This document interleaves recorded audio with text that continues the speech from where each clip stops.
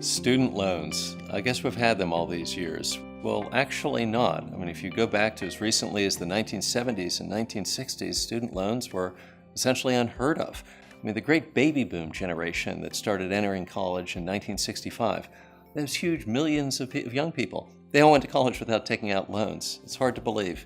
Now, student loans only really started in earnest in the United States in about the mid-1980s, and then they really took off through the 2000s.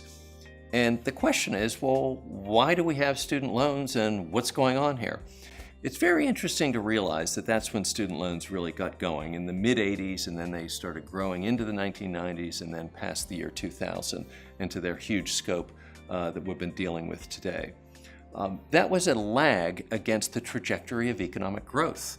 The United States economy was in the doldrums in the 1970s, the stagflation era of high unemployment, low economic growth, and high price inflation.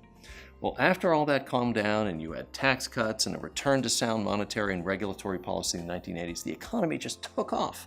Incredible economic growth, 4% per year for long stretches, really for the whole two decades of the 1980s and 1990s. That's when everyone started to recover the idea that we're going to have a great economic future. Well, geez, there are 40 million new jobs in 2 decades. Of course my career is going to turn out great. And that's when people started saying, it's okay if I take out a loan for college because my career is going to turn out great. And then it started cascading and cascading and cascading. And it took the peak of the economy in the year 2007 or 2008 for people to start to realize, hey, maybe the economy isn't going to improve forever. We have a great recession. And that's when we had the student loan crisis. So student loans kind of lagged economic growth. Once economic growth came in, people started saying it's okay if we take out loans. Now, what I have perceived today is that student loans are starting to peak.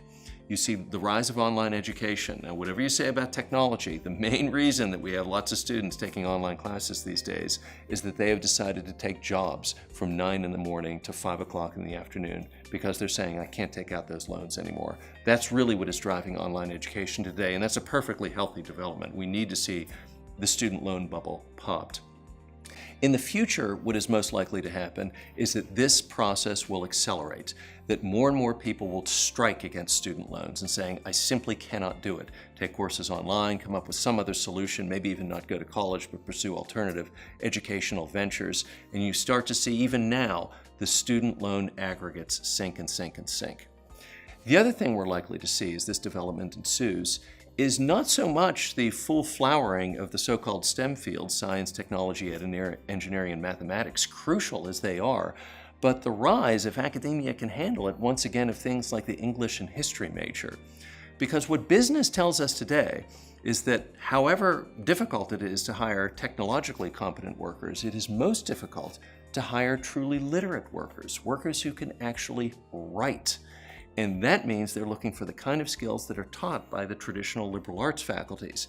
The amazing thing is that liberal arts faculties, supremely English departments in the United States, are kind of such a nest of postmodernists, they have no idea how to meet this incredible demand for students who are really literate.